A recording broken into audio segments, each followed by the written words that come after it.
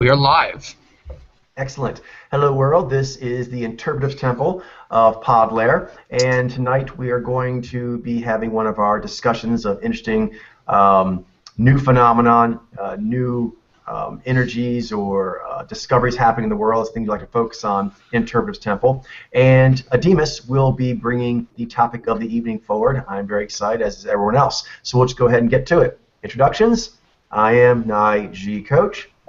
I'm Zaini Adimas. I'm Naishi Mitchell. This is Nye G. Glenn. And Nijai Starkwood.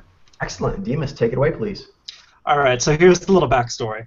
I originally had a topic in mind that I want to talk about, something about how we would do mental health way better in a post-Baudelaire world. But then I saw the movie Star Wars, and it inspired me to talk about something else. Don't worry, I'm not going to spoil anything for you. It's not about Star Wars, it's just Star Wars inspired. So all this seeing stuff about the Force and Jedi and this lore about how in the original Star Wars there was the Jedi, the Order of the Jedi, and there's this legendary magic called the Force, and it's like at this point they don't really believe it anymore until Luke Skywalker appears and then becomes one of these lost Jedi Knights. And all of a sudden the Force is awakened, and now they believe again, and all of a sudden there's magic in their universe again. And I was reflecting on that, and I thought, that's kind of like us. We're kind of like that. We've discovered this unknown force that we've learned to see, that's always been there, that's always been permeating through everyone, and technically people have been looking at it, but they've never really learned to see it and understand it and utilize it the way we've been able to do it, because the fact that it's unlocked this all of these extraordinary powers. And I got to thinking, what is it going to look like when we actually start having classrooms and temples where we are actually teaching people to use this kind of magic? What is this world going to look like when there is all of a sudden this new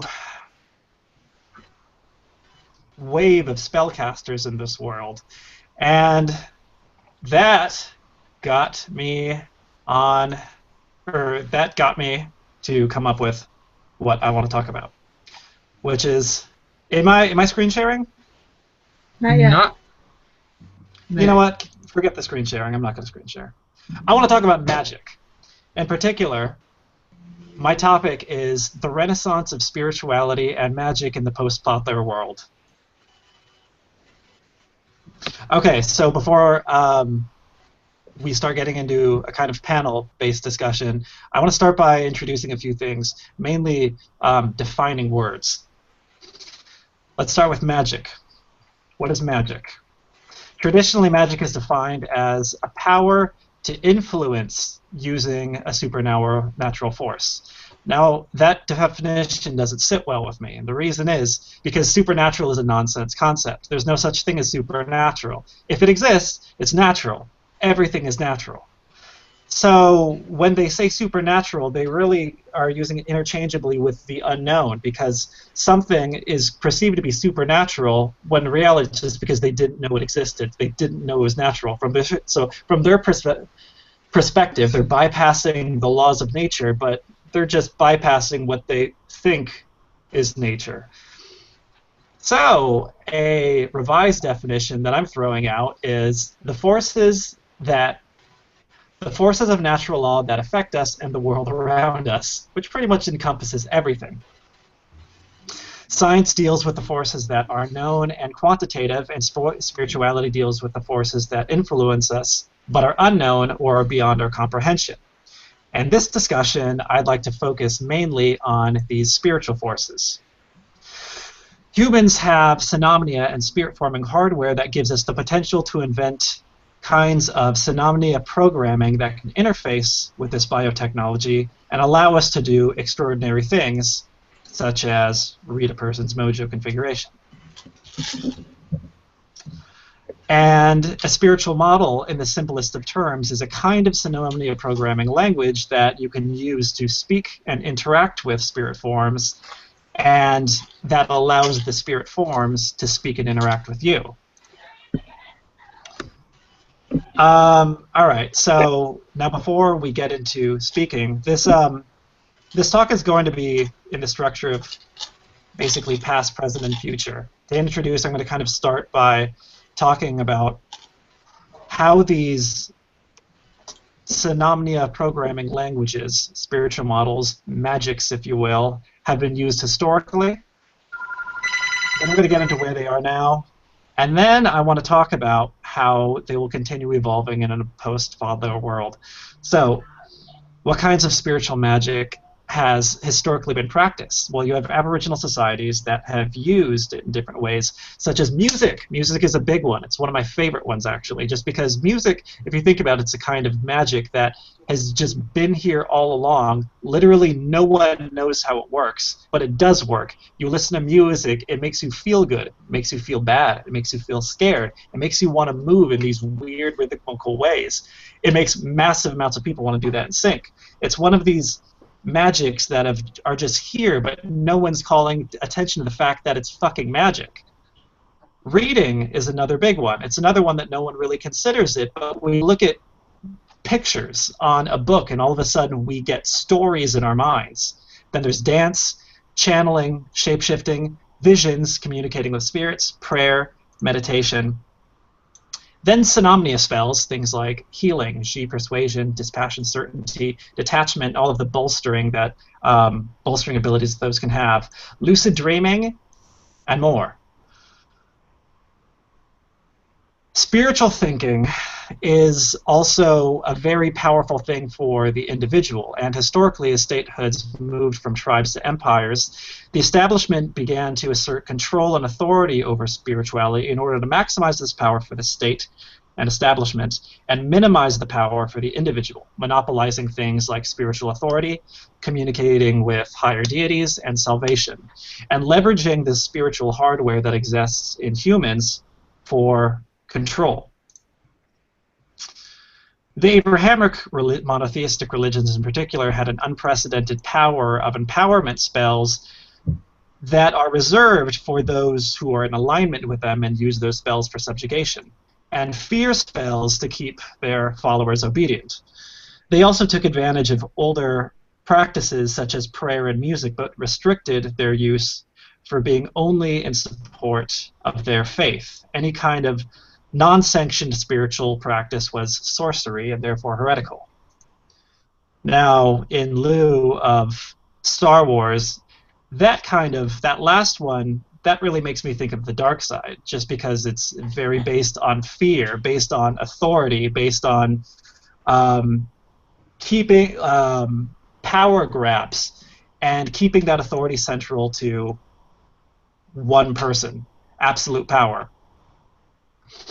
Okay, now we're about to get into our panel, but before I do that, I'd like to set the stage for the present. How is spirituality treated in the modern world?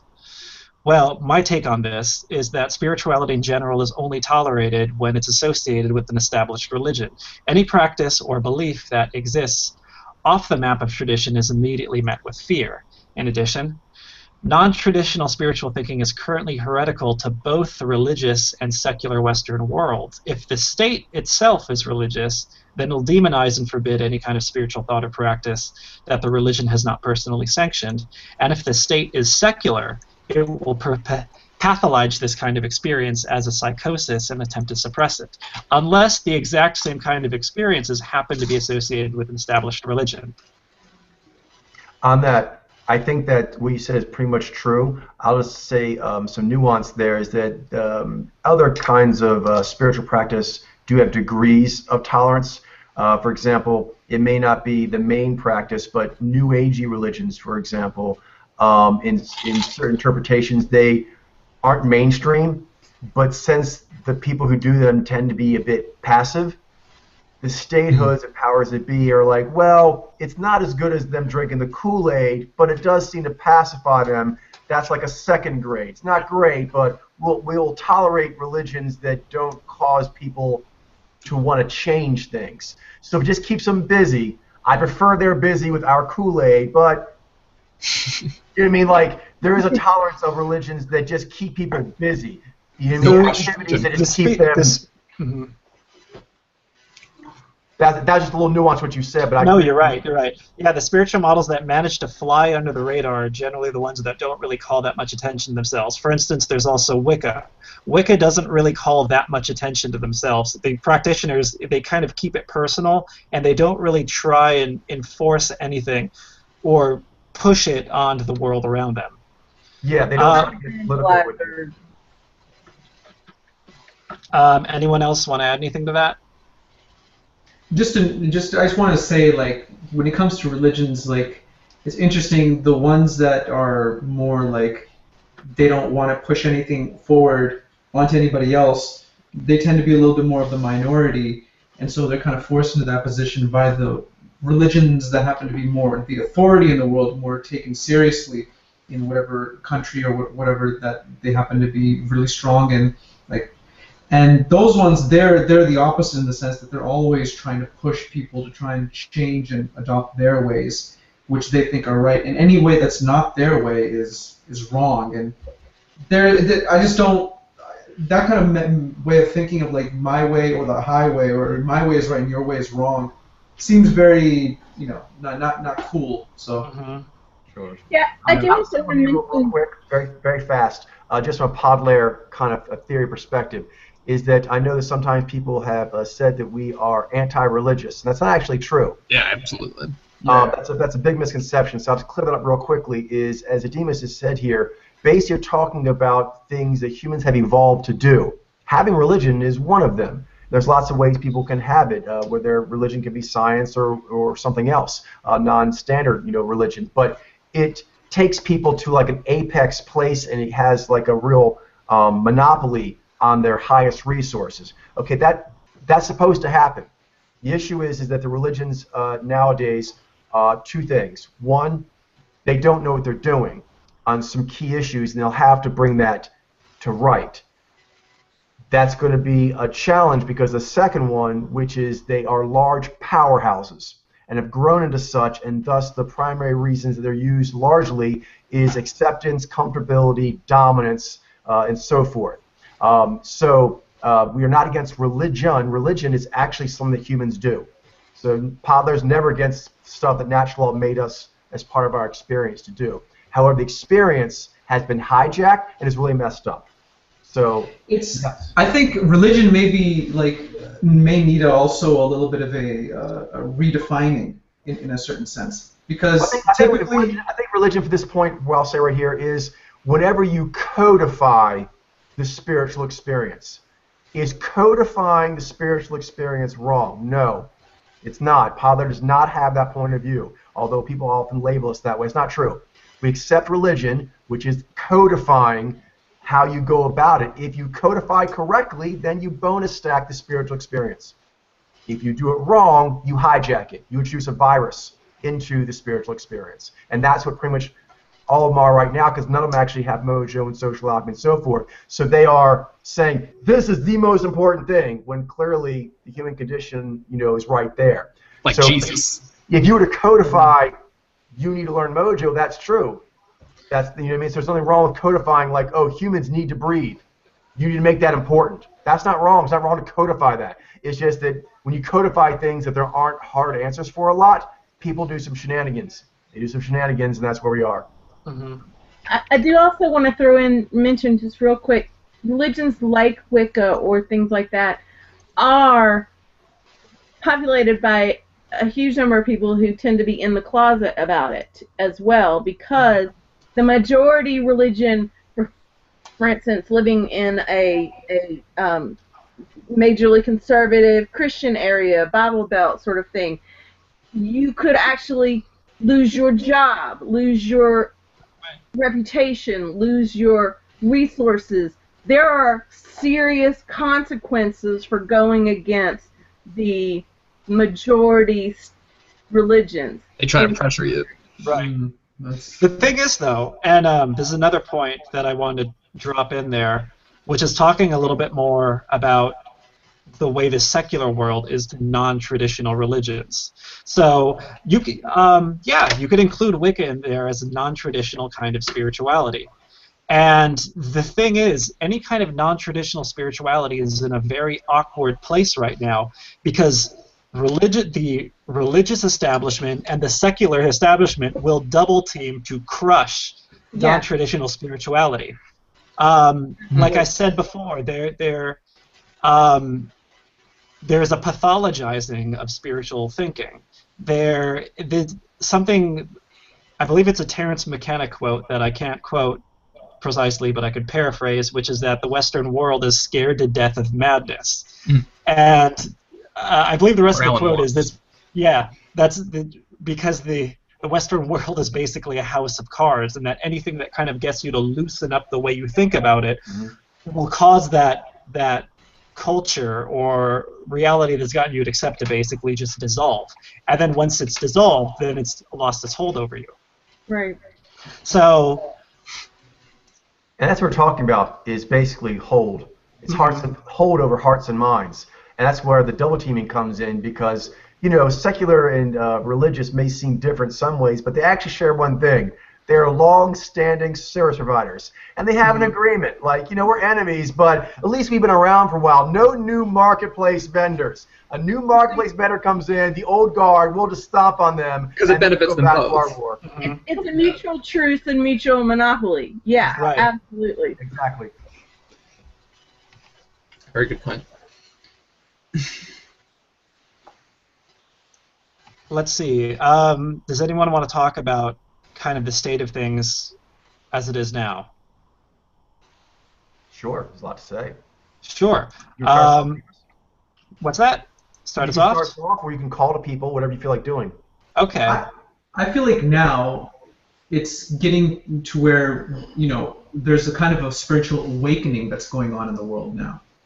I feel like there's always a little bit of that going on in any kind of generation, but there's this one, with us especially, like Podler, the mojo phenomenon, that's coming into the light, and it's still in the big, humble beginnings, but it's eventually going to take and snowball, and then eventually it's going to get more and more people, and it's just interesting that the people are kind of noting that there is a phenomenon to a certain degree, like there's casting directors and stuff. They are reading it to some degree. People are noting that there is something there, but as time goes on, more and more people will become more wiser. Then it's just going to continue, and enlightenment is going to just continue moving towards there. So that's just something that I feel like that's going on now. I think you're right, because I think Podler is going to be like the changing point, but it had to actually have like a setting, and a critical thing for me, I think, is journalism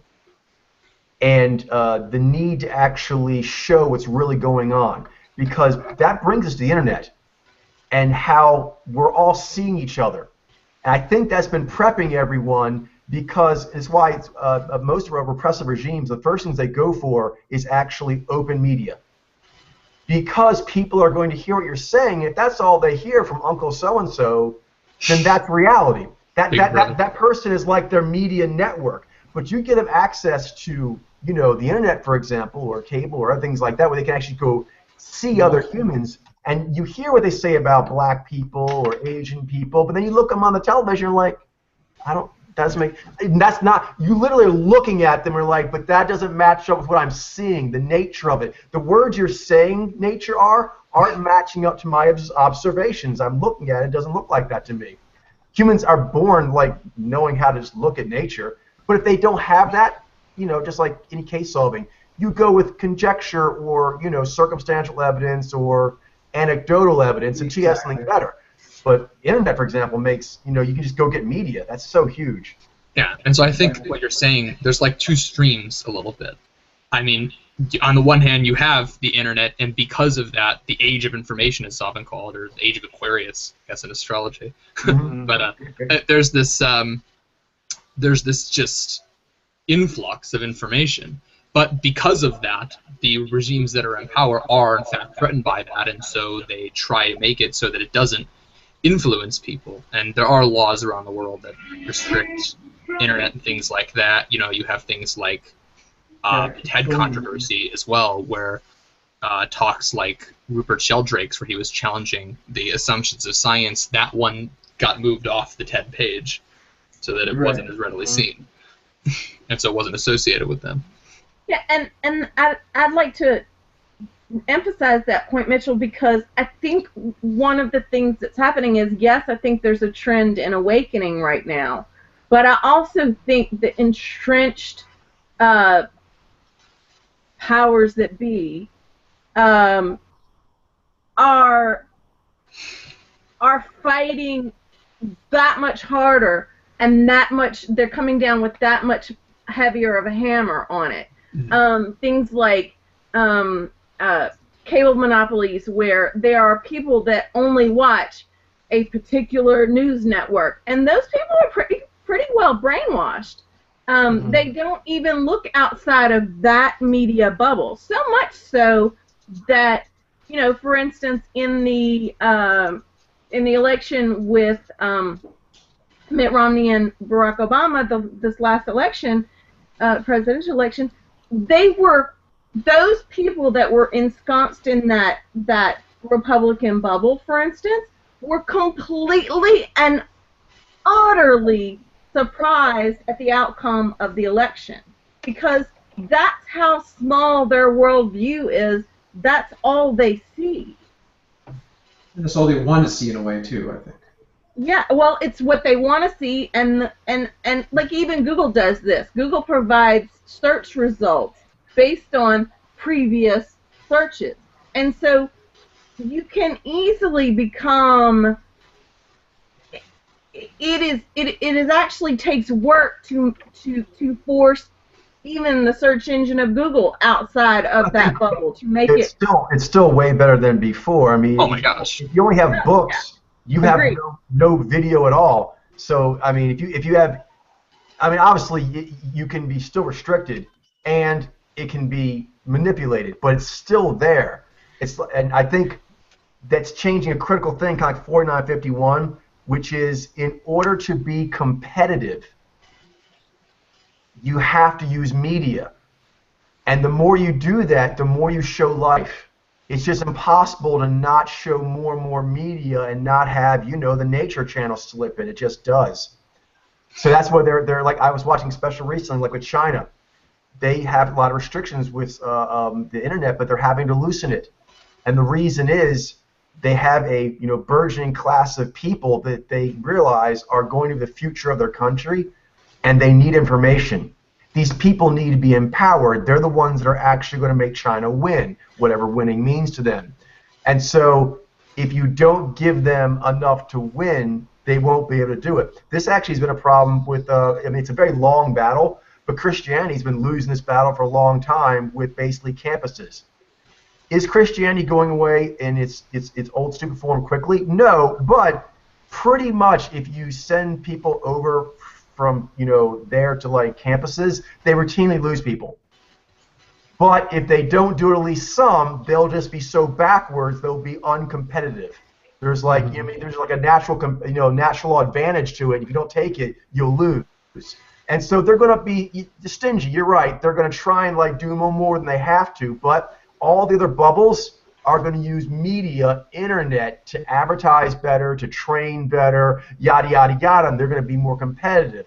So it's going to be a balance between, of course, the state trying to suppress the individual's rights and needs, but they need them to be strong enough for the state to win, again, whatever that means. Well, and there's the piece with that, Coach, too, where the people that are pushing against those boundaries have to actually work harder at it because of the increased backlash, the increased push down by the state or by even citizens that have an interest in the status quo. So it means that those of us that want to push those boundaries, we have to work harder at it. But I didn't quite get that logical jump there. Could you walk me through it again, please? Well, when because the penalties when they're in that pushback mode, the penalties for What's that? What is that? Who's in pushback mode? so for The instance, state? The state's in pushback mode? for instance, Christianity now, Right. in all the fights, say, let's just use. I don't want to use a really controversial one, but I almost can't avoid it. In their fight right now to make abortion pretty much illegal, even though it's still legal according to the Supreme Court. Those pushback, it is like there's in a lot of states there's only one and in some states no abortion clinics anywhere in the state. So Right. so I think so. I hear you saying this is a theme that you bring up a lot, and I think there's merit to it. But I think there's two parts to this dialogue. You're coming from the Jai point, which is totally valid. But the Ji is this: yes, there's going to be these certain pains, but you have to be able to kind of understand what it means to the story. So whenever the way that is not supposed to be there anymore in throughout history, wherever it comes up, when that happens, it doesn't go away willingly. It stays as long as it thinks it can win or feed itself. And so a common thing that happens is they lose ground. And when they lose ground, they shrink into smaller, more specific areas. And they go harder. Yes, your Jai is right to go, that sucks. And those people are going to get hammered. But you must remember this. This is the Ji of it. Those are the tactics of a losing team. You go back and you just try to hold on to the base with a death grip. Retreating to the base and putting a death grip this is Zai to Ji. Those are the tactics of a losing team. It does suck, you're right. For the people who are caught in that pinch, it sucks bad for them. And we'll try to help, and that's bad. But overall, they wouldn't do that if they weren't losing. If that makes any sense. I can definitely agree with that, and I see your point on that. It infuriates me that so many people are going to get caught in that death grip, in that crunch, and I feel for them, and I'm one of them, and but you're right in the overall really big picture. It is about they do that as tactics because that's the last hold. Sure. So that's a good takeaway. Yeah, I can remember that. Well, at the same time, the Jai of it is, I mean, that's that unfortunate part of it is there, and it makes you want to win faster. Because unfortunately, the only thing that will make it get better is to make them lose more ground. That's the only thing that does it. And then they'll keep retreating and locking harder, retreating, locking harder until they're not here anymore. Yeah. And it gets more and more deranged. But as they do that, it's a cycle that actually goes against them because the people who are being clamped on, they basically are like, man, it sucks I'm being clamped on. I want to get out. And if I can't because there's too much guilt or whatever, I'm going to try to get my kid out. It'll turn them. They'll be like, I'm going to try to at least get my kid in a escape pod out of here. And then people who are not there, who are on the outside, they're looking like, man, look how they death grip their own people. Those people are messed up. And it's going to, the story is going to look really bad for you. Yeah, like North Korea. For those people in the death clamp, it takes more and more and more courage, though, to it does. That's for sure. To even try to push those boundaries. They have to be more courageous, and people on the outside have to try to help them out. That's true.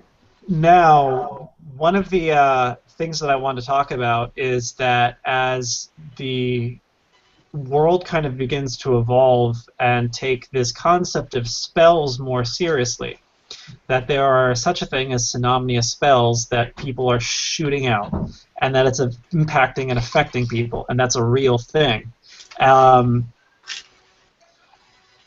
The implications that this is going to have. for instance, right now there is a freedom of religion. And the assumption of that is people have the right to believe whatever they want. That sounds very reasonable. But is it always such a choice of free will? And I'll use this as an example.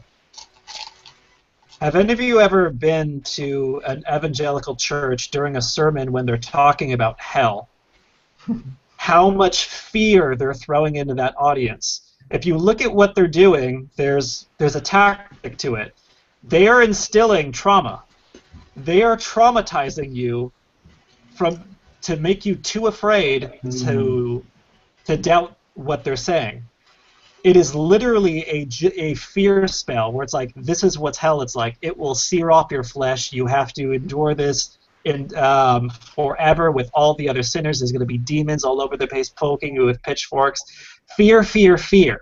Mm-hmm. And when you actually conceptualize that this is a spell that is actually instilling a kind of PTSD into you, mm-hmm. Is this a crime against humanity? Should this really be free? Point. So, I want to talk about what this world looks like. The world that is post Podlair and has actually begun to kind of loosen up with spiritual ideas and be able to, and has the lens that can actually see spells for what they are. Anyone have anything that they want to volunteer to talk about that? This could be with like obstacles that will be faced that we have to go through. A lot of these we've already faced. And there's kind of a corollary to it is you talk about how they use fear, and they also used the ecstasy of the spiritual experience as well. Yeah. They use both. Sam Harris talks about this one video I shared. And they have like this Islamic call to prayer or something, and Sam Harris said he thinks it's beautiful. He would love to have that near his house, and he can understand what a Muslim is feeling when they're listening to something like that, and how it makes them feel, like that sense of community and belonging and love. But I guess what you need to do then, as far as overcoming obstacles, since you're kind of facing those twin, one of them's I guess not a demon, but I guess those twin impediments, is you have to use them for their correct purpose. Yeah. You have to use as best as you can. Fear is obviously not the highest tactic, but you need to dispel fear that shouldn't be there, and you need to use you need to draw people to the correct answers too, in a way, I think. And I think you can do that better if you know what's going on, and you can actually correctly influence their peak pathways in the way that they really want to be, with the best messages. Yeah, that's actually the cool thing. There won't be those inconsistencies creeping in that actually will happen with Christianity and Islam. That's the cool thing about how these Synamnia spells work. They don't actually have to be used with that specific model in place. They're standalone because they just deal with Synamnia. Everyone has Synamnia, so you can take that and use it for good. Yeah. I think an example that's actually happening right now that I particularly like is what you were saying, like ecstatic spells, like the rave scene in the EDM culture. There is a revival of like the archaic tribal experience, which is achieving ecstatic states through getting lost in loud music with a bunch of people and kind of doing this oneness shiny ritual where you just dance with the crowd in an ecstatic state and kind of share this moment together. That's a really positive thing that is a very spiritual experience for a lot of people. There's a documentary called Under the Electric Sky talking about a festival called Electric Daisy Carnival and the effect that it has on people. And people go there with the amount of excitement that you get that completely blows away the amount of excitement people have for any established religion, and the profound effect that it actually has on them, the amount of happiness that it gives them. So yeah, I guess where I'm going with this is that you can absolutely take these rituals and then use them for something really cool. That's why I want to talk about. So what all of the cool things that we can be using Phenomnia for, our Phenomnia technology, I really want to know. I really want to see how that evolves. Exactly, like Christian art is another one. Mm-hmm. Like, think of all the cathedrals and paintings they have. Mass spell. And Christianity. the music, yeah. Yeah. Like the, Music, too. Music, yeah. What if, I mean, if you could use those things to influence people in the right ways? Well, one thing that I think about a lot with like temples is something that people going forward with Podlair will have a palette to. One, like the Rosetta Stone will be in place, but other things I imagine will happen relatively quickly. Like you're talking about the spiritual religious practice at Demas, is, hey Ben, very common is that you do certain things, and when you do those things, you associate certain words, often repetitive, smells like incense, and different actions, such as stroking a cloth, spinning a wheel, whatever it may be. And so that can be used very positively for Phenomnia spells, which, for example, let's say you're in a temple and you're like seeing Ni. And then there's like a special incense that was designed to be only used there with Ni. And so you could like then make that incense sound, smell, and anyone who's been raised in a Podlair culture, their mind would explode with memories. Like smell is a big, powerful, Phenomnia effector. And so going like you were saying, like the fear spell and the ecstasy, there's like two ends. I would say just in general, like say incense, it's just association. Just powerful association, but to actually truthful, useful things. It'd be really, really cool. That's sounds, awesome. things. You imagine Just like having temples with thousands of people the same mojo. Can you imagine that? I mean, that is an experience that I cannot even imagine the effect that would have.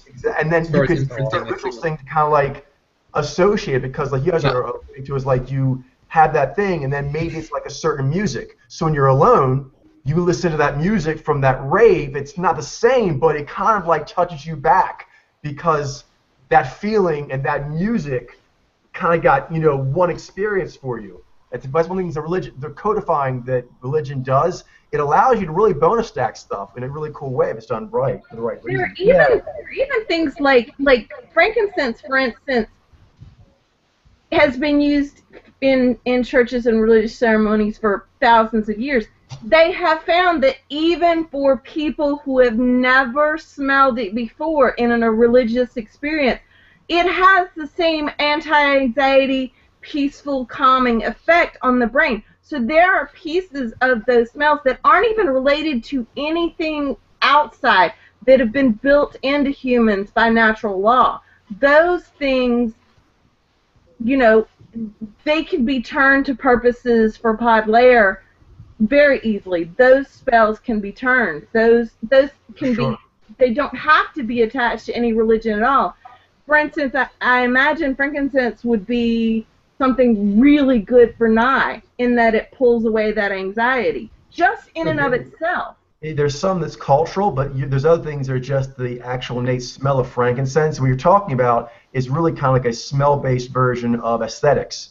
And that's something that religions throughout history have used. Humans just respond to certain aesthetics, and then they use that to associate it with whatever state-sponsored ideology they want to have. That's the wrong part of it, but it's not. It's actually a very strong positive thing to actually make that association for something that's truthful and good. Yeah, it's sort of like anything can be good or bad. It just depends on how it gets used.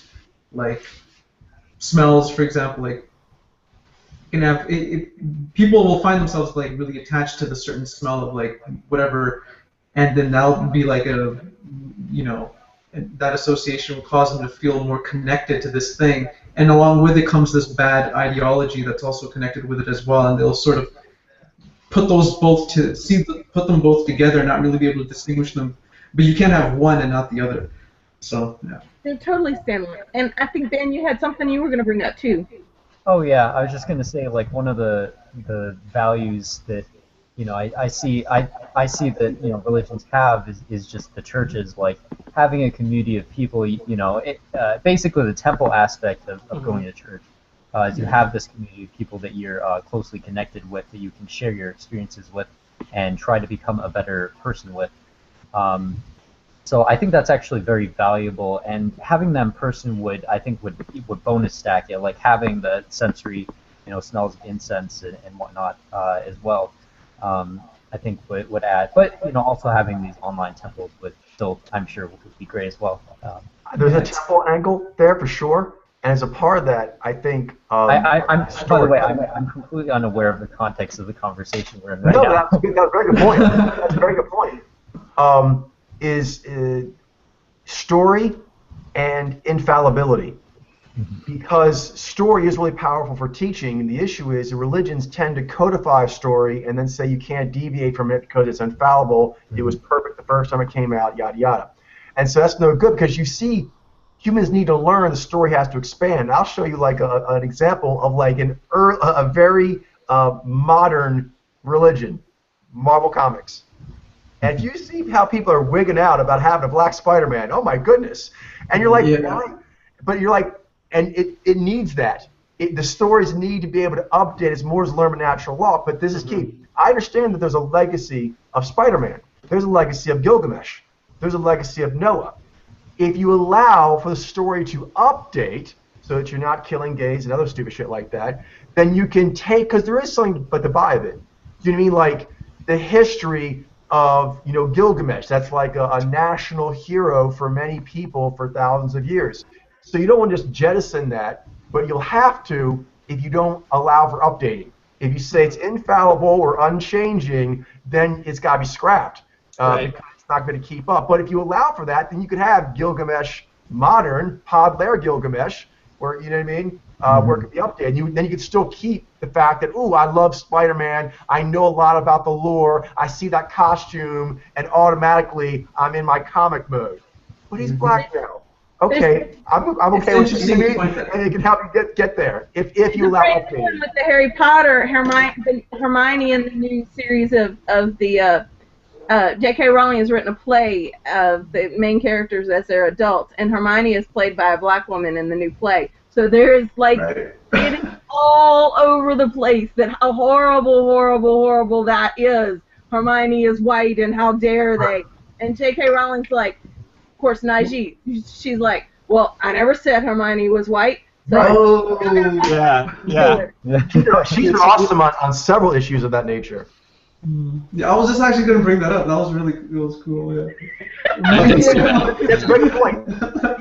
She's even more modern than Marvel Comics, and look how short of a time span that is in the history of things, and how already the people are like, this is how it is. And if she was not around to say otherwise, they'd be like, this is how it is. J.K. Rowling would say so if she was here, and I know because I'm her biggest fan, and I will kill you for saying otherwise. And because it is such a new phenomenon, the author gets to say, no, y'all are wrong, deal with it.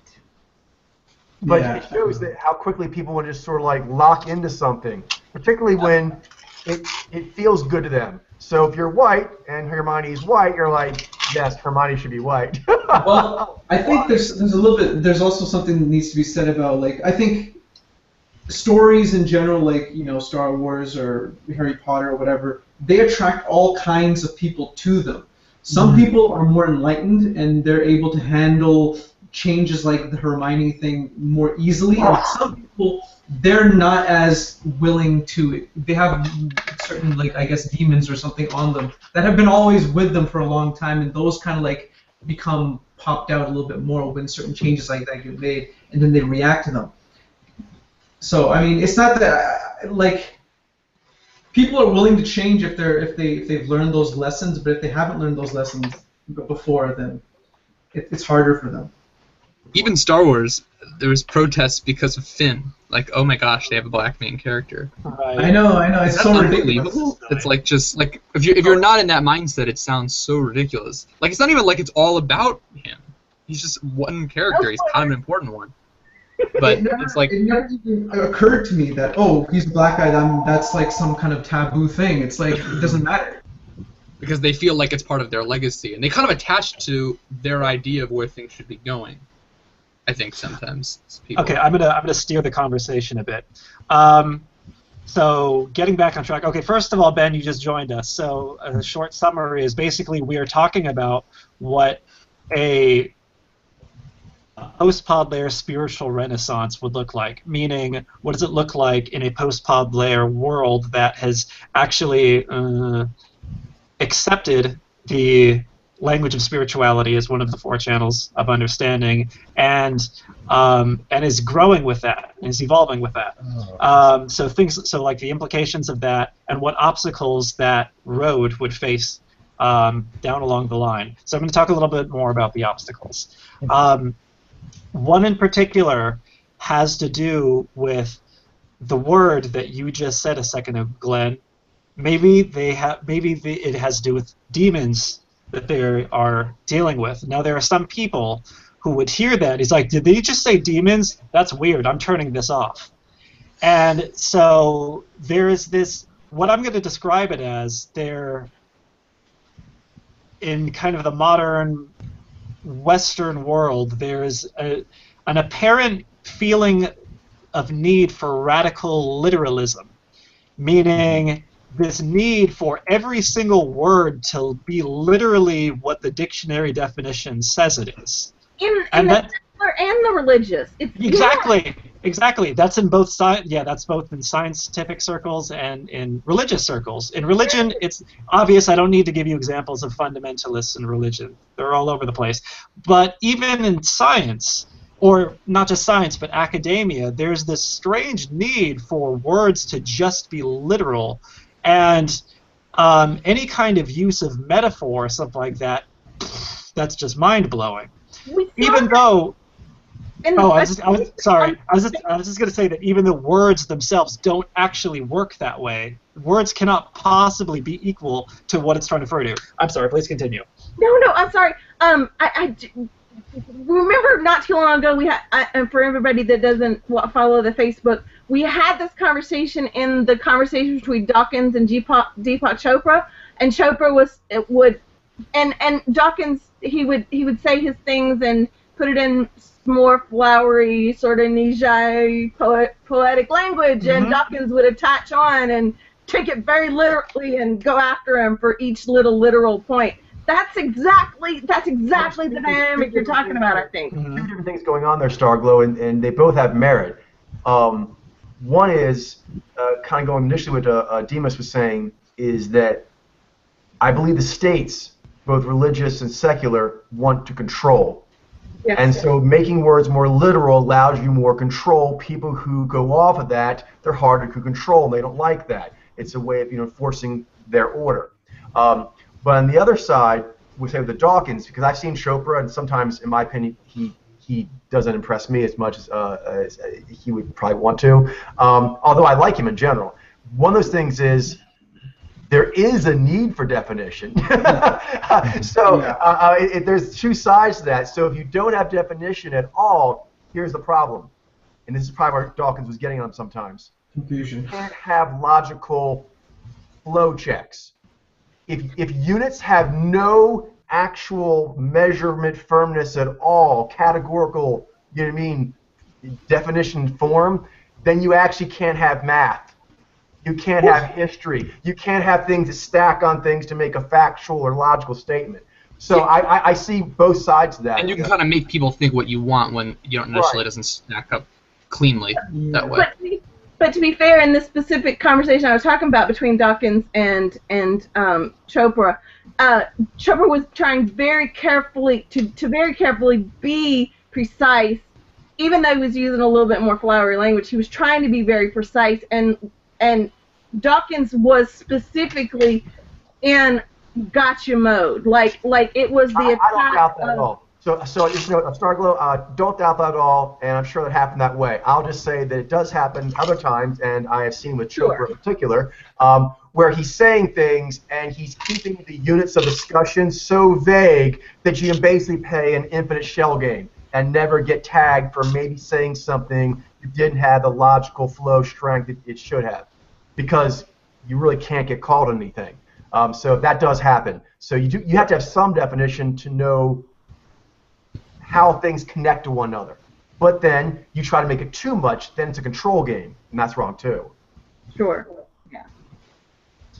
Well, that is an issue. Is that unfortunately is that the spiritual side, when they come into it, like a pod layer, we totally validate that as we talk about it a lot, but they chafe at the need for definition, the need for experiment, the need for falsifiability. Those aren't negative words. Falsifiability, you know what I mean? Definability, observability. Those are not, outrageous to ask for. They're outrageous, kind of quadrants, for like a worldview thing to be asking for that all the time. It's about how much you're asking for. Because like Adimus is saying is like there's like always. That's like the given is you have to go literal definition. That's the default. That's wrong. I totally agree with that. But it's also wrong that the default is definition is bad and not really important. Definition is very, very important. You need definition. It constrains our dialogue. Right. Words are how we get my idea from here to the other person. Back to Demas's point on how we combat that, I think part of that is that when as Podlayer brings a more mathematical spirituality to the world, then we are showing the math and the logic behind the spiritual. And that's part of how we combat it, because that spell of showing behind the scenes, that doesn't take away from the magic at all. That actually makes the magic available to everyone. Yeah, I think there was Richard Feynman, I think is his name. He's a ziny scientist. He talked about a flower, when you understand how it works and you understand all the biological processes that happen within it, it doesn't take away from the beauty and art of the flower. It actually adds to it. It allows you to appreciate even more. So yeah. And it's not so this non-literalness of spiritual thinking or spiritual words. The thing that you have to get comfortable is that it's inherently poetic in nature, and that requires you to have a looseness of definition. That doesn't mean that it has no definition whatsoever. It just transcends the definition from above words to an actual phenomenon or an actual experience, and challenges you to actually experience that, to know what that word really means. Yeah, and continuously experience it too. Bring up there, Demas, as well, kind of alluded to a bit there, is the map and the terrain kind of phenomenon. Right. I can't believe I haven't dropped that principle. I drop that principle like 5 times a day. I thought you were going to right then. I thought you were going to. I was like, oh. So true. Yeah, you've already made videos on it, so I know we're all familiar. But our audience, so. I want a little recap of that. Let's have a little recap of that, Demas. Sure. All right. So this gets into the concept that the map is not the terrain. And all right, let's go literal. Let's take this literally for a second, and then look at what these two things are. You have terrain, which is physical geography, mountains, rivers, shores, the actual terrain of a planet. Then you have a map.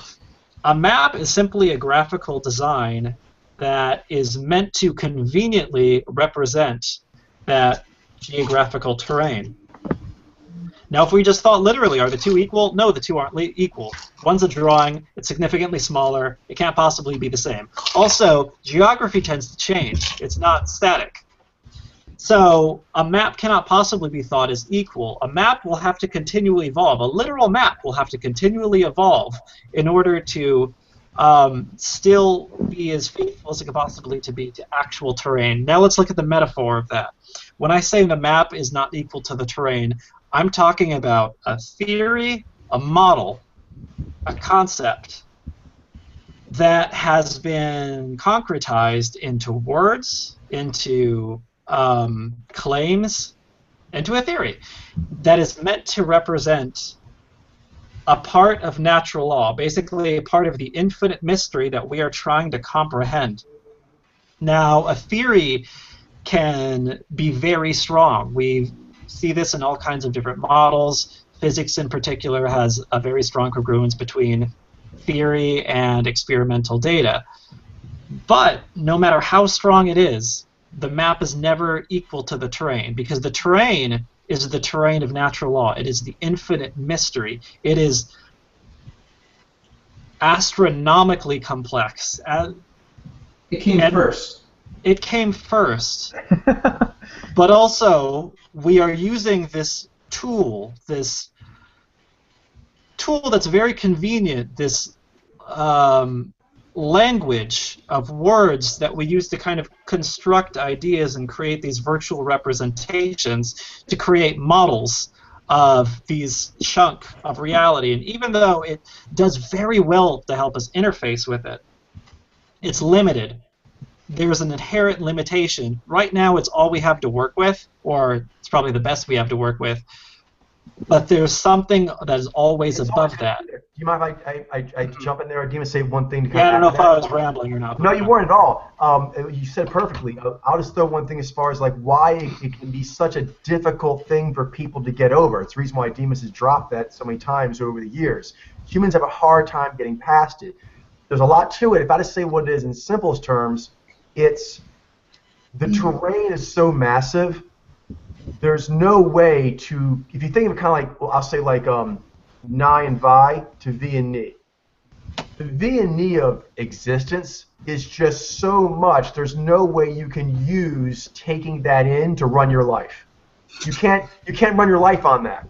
You can run your life with Ni or Vi maps of what existence is. Representation. The problem is, you start getting people not using their ability to just observe natural law. They basically just take conceptualizations or historical accounts of natural law. It's more efficient. It's easier. And like that's great. Like you were saying, it's very convenient, but you can become a slave to it because you're not checking anymore. You're not checking that map with a terrain on a regular basis. You're just saying, as you know, the classic one from Game of Thrones, it is known. And that's how you operate. That's how you sail a ship. That's how you give birth to babies. That's how you sanitize water. Because why? It's known. And There's then nothing that supersedes the experience. There's nothing any human can do that can supersede the experience. The map is how we try to convey that to another person that hasn't yet experienced it. The language or the picture or the, but there's nothing that can supersede the experience in the complete full tsunami understanding. There's nothing anyone can do besides experience it. for sure. And on that, also very much related to this, because Demas is also kind of alluding to it, but I'll kind of spell it out, which is with that basic thing of the map and the terrain is subtle variations. If you do not continually check the data, check the terrain, what will happen is you make a map and you put a little note on it. It gets handed to the next person. They take all that plus your notes as the map. Then it goes on and on and on. One generation, next generation, the map gets stupider and stupider and more written in stone. As it gets stupider, it just is there for its own sake. So it has to constantly check the terrain, otherwise people will just kind of, the phenomenon, I don't know what it is, maybe Demas should know the name for it, when you say a story from one person's ear to the next, by the time you get to like the end of a line, if the story doesn't sound anything like it did in the beginning, that game you played. the person who was starting it actually observed something happening in the playground. They say a map of what happened to someone else. They say what happened. These are verbal maps. A verbal map, and by the time you're like the 10th person, it has very little to do with the actual occurrence that one person actually observed. And also, even if the person were to be as completely faithful as possible, even if the person was able to be faithful in being able to express what they saw, that person's perception is incomplete to some degree. So there's always going to be some kind of like unknown aspect to whatever it is that a person knows. There's always more out there, and so that would it would not be given light to, and so that's why you constantly have to be updating everything that you know all the time. Exactly. That's why the map and the terrain principle is so important. On that, I'll just follow up real quick with what Glenn said there is the personal element. He brought in as just sort of like a general existential problem, which is totally correct. It is impossible to know infinite mystery. No map can ever map the terrain of infinite mystery. That's just an impossible equation. There's something else. Human failing, human frailty, which is two parts in general. One, not wanting to admit that's true. Not wanting to, it's very human frailty to not want to admit that your map is incomplete. False sense of infallibility. It's That's so hard. ego too. There's ego there as well, I think. And then the second one is the power. The fact that the map you're saying is the terrain, people will listen to you over looking at the terrain themselves. They will defer. If your map has a lot of reputation, Vi and I care about that, people will defer their authority of observing natural law because it's efficient. And people like, they'll listen to me as long as I never admit I might be wrong. And that's kind of works. I will continue to control all of them as long as they never think I might be fallible. And so that's a human frailty that is very difficult to get past. And there are several studies that have been done where the people with the least knowledge on a subject claim the most expertise, just pretty much across the board. Feels good. That's true. Yeah, there's yeah. Oh, sorry. I was going to say i.e. Fox News. And pretty much every expert they have. Yep. Go ahead. Yeah, you know, like you always have to make sure that you're trying to live as much of a true life as you can and be as honest with yourself as you possibly can. It's hard, but that's what it means to be a seeker. You know, you just that being a kensei of like living a true life in that kind of way is like really important. Yeah, Really is. Going along with that, and going along with that, Glenn, know that the force is in your favor. And that's important because of the things that Starglow is mentioning. There are going to be challenges to that. And I'll use, say, Fox News, for example. They spew out a tremendous amount of stupid. But there's always going to be two problems that they're going to have to deal with that a kensei is therefore always going to be able to beat them, a kensei of natural law. Number one, they had people who were willing to drink Kool-Aid or were simply unable to get past the Kool-Aid spell. So that's a base of stupid people. Not a good base. The other thing is you're spewing out how much stupid. How many channels do they have? How many hours? Is it a lot? How much data is there in nature? There's as much data as there are eyes of humans. As many eyes of humans are currently alive and as many cameras and video cameras, that's how much data natural law provides. So now if you're surrounded by Fox News, it seems like an overwhelming immersion, but just walk a few miles and that will no longer be there and natural law still will. So when you're in that little environment, it seems so big, but really it's not. Just like, you know, what's going on in North Korea, it's just one country, and when that person eventually goes away and those people are brainwashed, stop being brainwashed or die off, they're going to go back to doing what humans do. It'll just be a blip that happened once, some weird shit that humans did one time. So I always take confidence in that. The natural law always wins. The house always wins. All these pretenders are never going to get their way. I like that the house always wins. But in this case, the house is good. Exactly. And another thing, coming back to Demas's original kind of thing, I think one of the things that's coming about because of Cloud Layer and the ability to read Mojo is that when you start to see, not just people in the past have based things on, well, that person of that race looks like me and I identify with. But when you can start to identify with Mojo across races and across cultures and across all different kinds of people,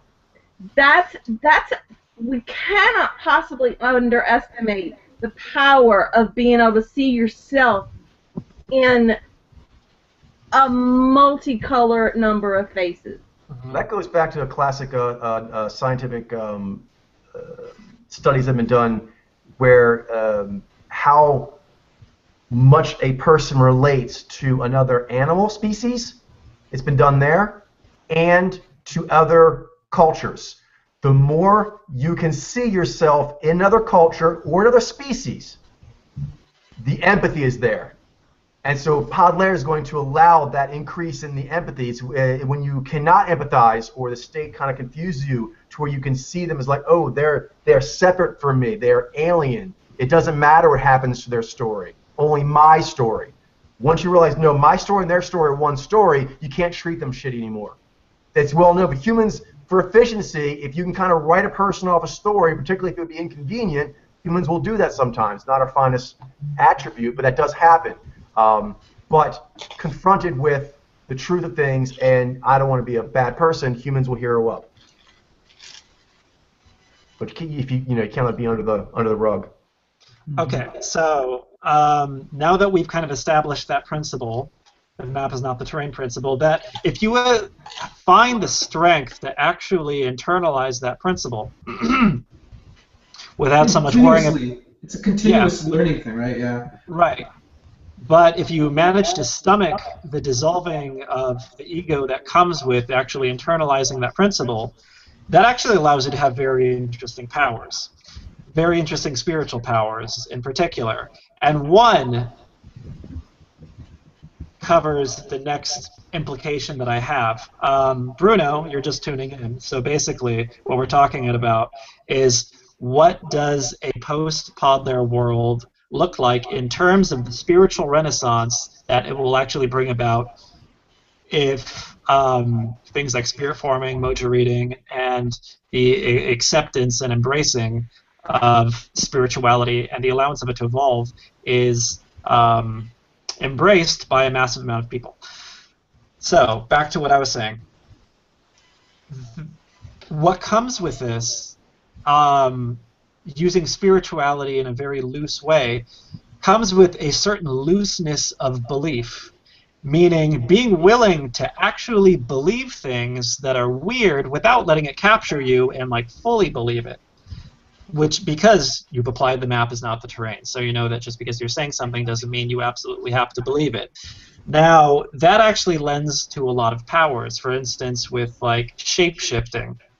In Naiji or any mojo for that, when you shapeshift, you temporarily believe you're something different. You make yourself believe you're this. Like if you want to shapeshift into the concept of a wolf, what is a wolf is like? I'm a wolf. I'm a wolf now. I'm living the life of a wolf. And you kind of go into that in order to interface with your synamnia in a certain way.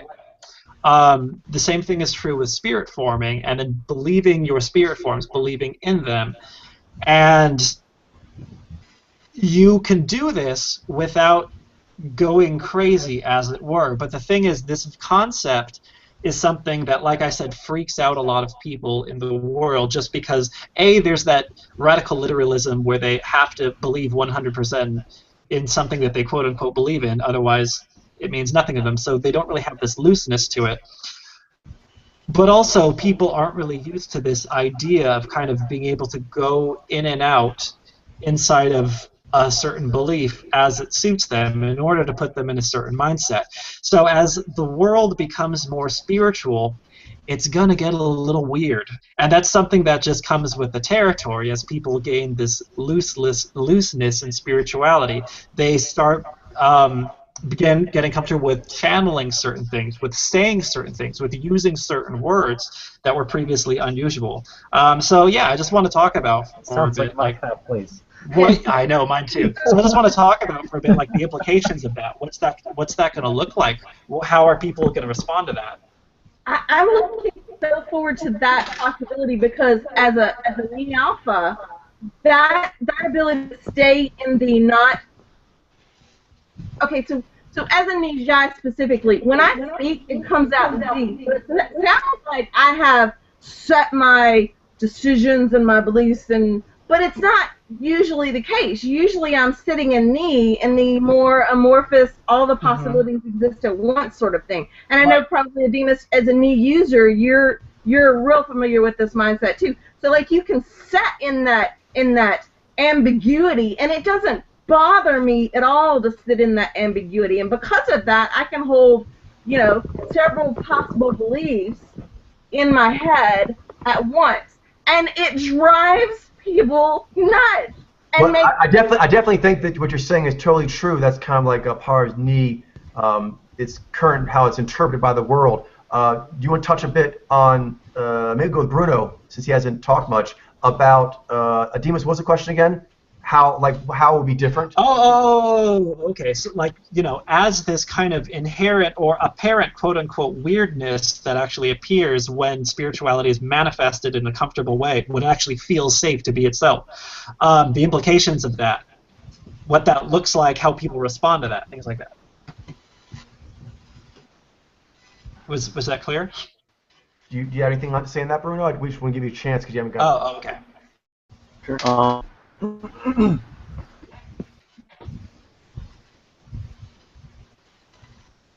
Sorry, I'm really tired today. I spaced no worries. out. That's what didn't even Okay, show no, up I was earlier. put you on the spot. We just make sure you had a chance. That's cool. So no, jump in Sorry, with I'm like half here, not. No worries. Sorry. I'll say. I'm experiencing what you guys are talking about physically by basically not being here right now. Mm-hmm. But Demas, I think two things for sure will happen. One is the reality TV phenomenon. You're talking the weirdness. Mm-hmm. I think there's a lot of human experience that people think is weird. Mm-hmm. But when they see it on TV, they're like, oh, no, it's not. Like, guys are adaptive. Girls can be directive. Gay people are cool. Black people are cool. They're just like us. But you have to see it. Mm-hmm. And so I think maybe it's more of these spiritual, like rave. When people originally saw rave scenes, they were like, those people look crazy. But now people seeing it more, it's okay. That's something humans do. It's positive. But they had to get used to seeing it because they were used to seeing it. Or they were brought in by one of their friends. So yeah, that's actually a good point. That the Chronicler Sphere challenge, when it's actually documented. Another one is results driven. When they actually see the results that it gives, the feats that it allows you to pull off, the fulfillment of life that it actually gives you, Definitely. and how unprecedented that is. That was kind of touching the second one I was going to bring up, which is I do think it's going to change how people view accumulation of winning, because it's all about the peak pathway. And so if you think like in a role-playing game, certain role-playing games, which is kind of like how it is now, when you win, you get stuff, more cars, more guns, more things like that. But there are other games which they call, there's a name like a character development game, whatever, I forget the name for it. But anyway, it's a lot about leveling your character up. And so when you win and you get coin in that game, whatever it is, you want to spend it on the experience or the character sheet of the person you're playing. I think Padler is going to shift that. We're like, oh, it's not about having a red Corvette. It's what does a red Corvette do for my peak pathway? Everything's a ride for my peak pathway. And I think people start evaluating what they spend their life force and resources on how well their, I guess, peak pathway real estate, how they're tending to it, how they're bonus stacking it, which is a good thing. I think in the end, most people are longing for this, because I mean, there's already a mass movement to go into virtual worlds and be wizards. That's true. Obviously, you are dying to be wizards. Right? Yeah. Yeah, and the better the game is, the better it's able to sort of replicate the peak pathway and reward it in the way that you need it to be, so that you're able to take the most from the experience as much as possible. But always understanding that it's your peak pathway is separate from the game, but it's being like it's a ride that you're going on when you play the game. And for those mojos that are higher on the SS index, it's going to be the world we live in now has no reward system for the higher SS index powers. There's no reward, there's no validation, there's no, in some cases there's not even any value placed on it at all. So like for Ni, there's almost no value placed on Ni at all. Well, it comes down to just the fact there's no temples, because temples basically show value. And Mojo and the social alchemies are running everything. Everything. And how much temple is there for it? As opposed to NFL. Yeah. How much money is spent on that? So basically, a few mojos of a certain riff that are into that, they have a massive, temple dedicated to that. So I'm trying to imagine it's incredible when there's actually temples dedicated to mojos and what they do. Because once it starts, the advantages are just going to be nothing can match it. And then I think more money and time and respect to be given to it. And when that happens, I don't think anything can touch it. Yeah, that's a very good point. Like NFL, for example, exactly, few mojos and only specific riffs of those mojos. Whereas Pod there, all mojos of all gender mojos, all riffs, all into a single temple. Just one Naiji temple, for example. That's universal to all Naiji, and even other mojos are able to like sit, and learn about like the Naiji, what they are from that temple. So it's huge. Sure. On that, there's also going to be, like Adima said, challenges. I know one, and really the only thing to do is to just get temples and to outperform. There's of course going to be, like when the internet first came on, statehoods that aren't so cool, or religions or other models that aren't so cool. They may be resistant, but then once they realize that, oh, internet's here to stay, and the advantages, you can't walk away from that. They will try to take it and use it in a not so great way to try to get some of the advantages of the internet while not really using it for what it could be used for. Really, the only thing to do with that is kind of just go get a hadron collider, go do crowdsourcing. I mean, basically show what actually the technology that's new on the board can do, because people generally are just going to be stupid if that's the only thing that they think is possible to be do. Whenever new technology comes in, people's lower baser instinct kind of jump on it first until they're shown what to do with it. So the sooner you can kind of have some people showing the advantage of doing natural the right way, the sooner it'll happen, because people will be less confused. Otherwise, it takes longer.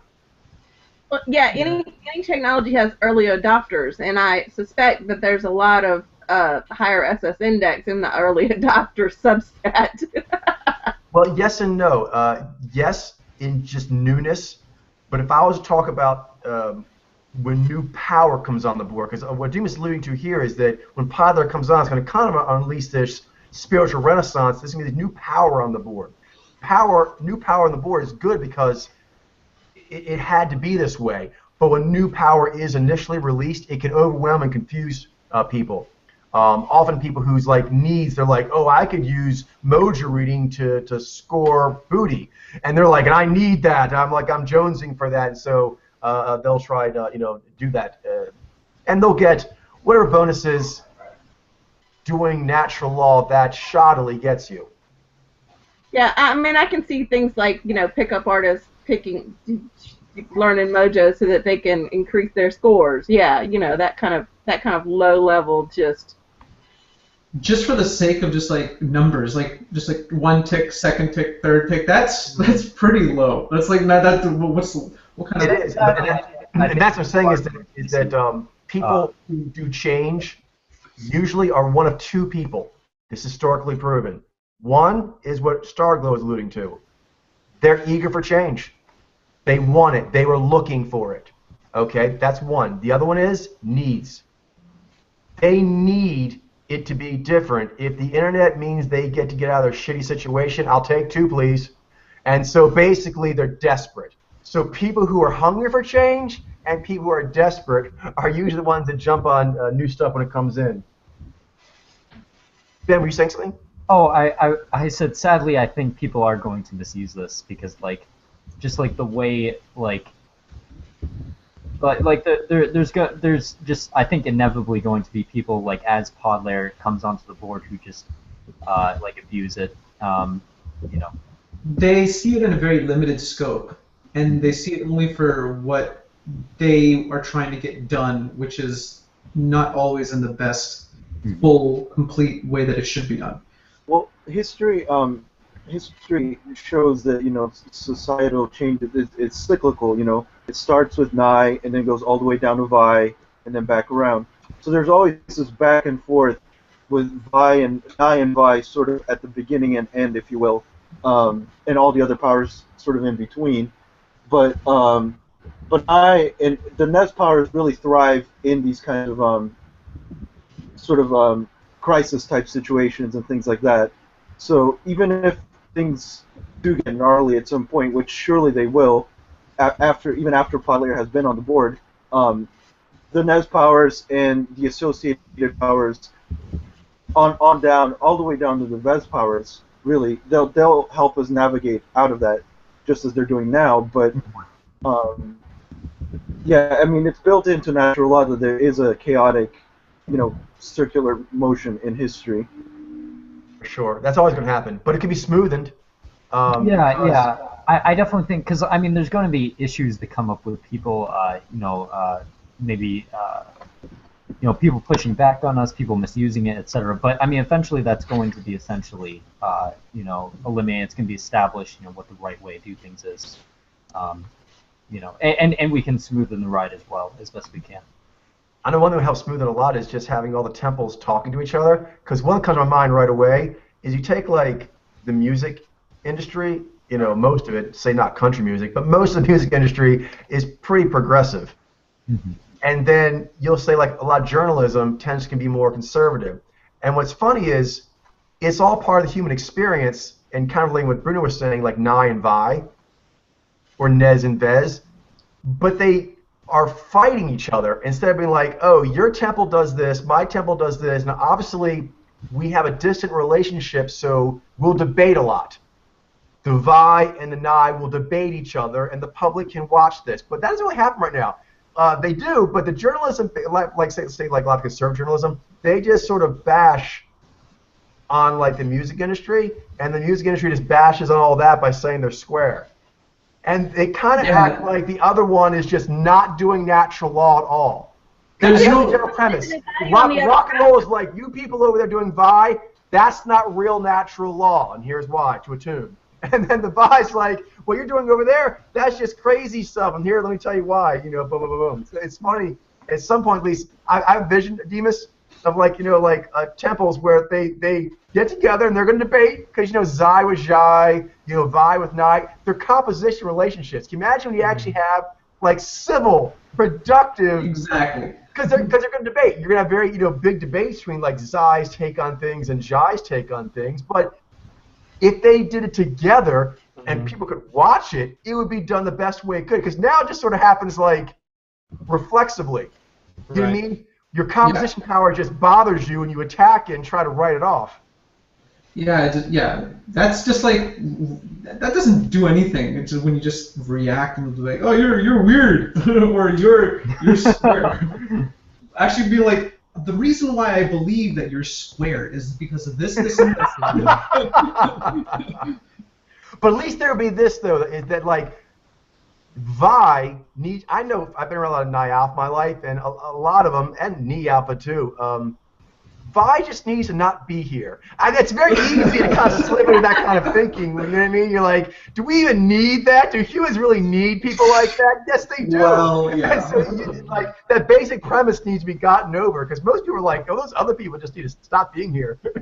Yeah, like I know a lot of Nijai in my family where the Vi part of keeping the traditions and holding the family together and this kind of stuff is completely devalued. And then I turn around and look at people like, Owen, what do you think? You think your holiday would be nearly as nice if these even bipolar people who are having to work really hard at it weren't doing this for you. You know what I'm saying? Because a lot of the Naiji go, whatever, but they're the ones that like would miss the holiday celebration because they're to network in a safe place that's out of their lair in a safe, comfortable home space too.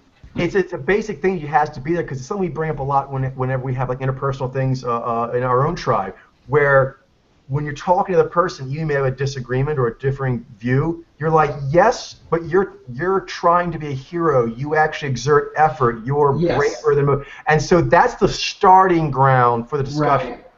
So if like the starting ground is Vi is awesome, natural law has made it awesome. It needs to be here. That's a given. And now we'll start talking from Nye, Zai, all these are valuable. And because a lot of times that basic premise is not started with, how could you ever get anywhere if you don't start with, all the alchemies are valuable. That's the given. Everyone just accepts that. You know what I mean? Yeah, well said. I can't wait for that. I seriously can't. The knee-jerk reaction not to devalue any power for just because it's not your power or it's not something you immediately see as spiffy. But I tell you what, when if it's not your conscious power and it's not there for you, it's not there when you need it, you notice it. You definitely notice it. Yeah. And so it becomes a thing about, well, I only need it when I need it, so it's not valuable. Yeah. Every power is valuable. Everything, all mojos are valuable. It's getting the other person to be able to see that and see that they're all connected. That sometimes it might be like, like it requires a little bit of the person growing and seeing that, but it's definitely there and it's definitely supposed to be there. There's a tabletop RPG called Shadowrun, and Shadowrun lore starts out by being in just the modern setting, but there is an event that turns everything around called the Awakening, where all of a sudden one day people just become magical creatures, elves, orcs, trolls, and stuff like that, and that's when things start getting interesting. Podlayer is designed to go viral, and when it does, what I'm calling the spiritual renaissance, there's going to be an event that's a lot like the Awakening, where everyone is suddenly magical creatures. They already were, but now they know they are. And so the culture that we bring, not just the discovery, but the culture, which is a culture of good code of conduct and equally valuing all powers, but also the culture of empowerment is something that the individual is empowered by, where regardless of what the state is doing or what established belief systems are doing, all of a sudden these powers that you already had are unlocked because you now know how to use them. And you have other people who can teach you to use them. And other people value them. What's that? And other people value them. Value them, right. That can't be understated either. Mm-hmm. Sure. You're saying, Demas? So yeah, at first there may be, this issue of, people gaining Mojo reading and trying to use Mojo reading to do lame things, to acquire whatever fixes they need to get in the moment. Although I will say, kind of just like as a little sidebar, the cool thing about Mojo reading is Mojo reading is like, it's like a hero's truth saber, where it kind of chooses you. You don't really choose it. Yeah. Like, you're not going to get very far if you're just using it for exactly. If you want to use it to the highest degree, you actually do have to let it purify you. If you don't, you're not going to use it. It's not really going to benefit you very much. It's not going to give you very good results. It'll give you some, but meh. Meh. Very good point. That's great. I can't remember where I'm going with that. That sidebar kind of made me lose my own train of thought.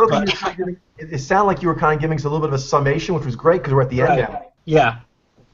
Were you done with your summation?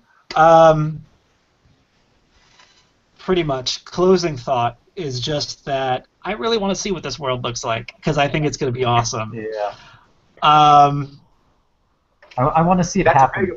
That's a very good point, Demas, and that's something that I'm really actually glad you brought this up, just because it's something I've been thinking about, is that I wanted to introduce more of this into our own culture, but I don't want to actually impose on people or be too weird. But I would like to kind of discuss, like, the temples we talk about are never going to be here until we actually step it out. So it's kind of interesting to talk about, like, going forward, like, what are some things that we could do to kind of start showing what it could be like amongst ourselves. Yeah. We are doing a good job pioneering, and we have been, but now, like you're saying, like, kind of thinking about it a bit more, I don't know, more like an official way, or not official like I said that, but, like, you know what I mean, like, in a conscious way, knowing that that's where we're going. Yeah. Awesome. So yeah, this is a great topic. You did a really good job. Thank you. And stepping out of the path that we need to follow to get to where we want to be is huge in the outflow and the ability for Podlayer to move into consciousness and go viral. Word. So, Demas, anything else? Or are we good for today? I think we're good for today. Very nicely done, sir. Very nicely done. Next time, the plan is Jaileen's going to try to make sure she can get home from work a little earlier than usual, and she'll be taking lead on next week's. Interpretives. Interpreters, we'll do that again, so it'll be fun. Okay, everyone, have a great evening. Goodbye, world. Enjoy everyone's winter holidays, whatever they may be doing. And I'll be seeing you guys on Sunday for soul reading. Good night, everyone. Good night. Good night. Everybody. Thanks again, Demas. Good night.